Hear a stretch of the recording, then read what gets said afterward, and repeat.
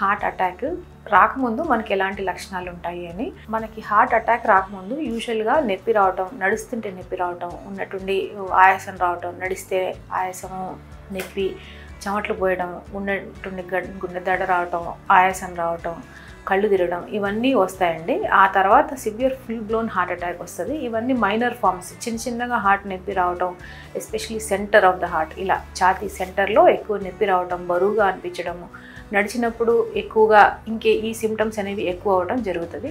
ఆ తర్వాత full blown heart attack వస్తుంది యూజువల్గా.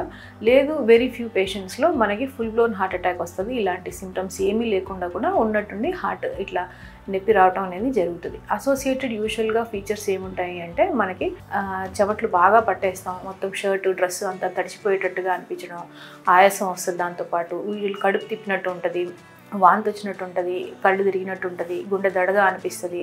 సో ఇవన్నీ లక్షణాలు ఉన్నప్పుడు మోస్ట్లీ రేడియేషన్ ఉంటుంది. అంటే 2 చెవులు, 2 చేతులు, మెడ వరకు కానీ, గొంతు వరకు కానీ. సో ఇవన్నీ నొప్పిలో వచ్చినప్పుడు మనకి హార్ట్ అటాక్ వస్తుంది అనే సిమ్టమ్స్ ఉంటాయండి. ఇవన్నీ వచ్చినప్పుడు కేర్లెస్గా ఏమీ అవ్వదులే అనుకోకూడదండి.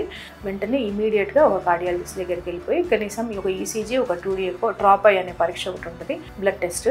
దానివల్ల యూజువల్గా మనకి ఇప్పుడు వచ్చేవన్నీ హై సెన్సిటివ్ ట్రోపాయిన్స్. సో మనకి ఒక 1% హార్ట్ అటాక్ వచ్చినా కూడా దాంట్లో తెలిసిపోతుంది.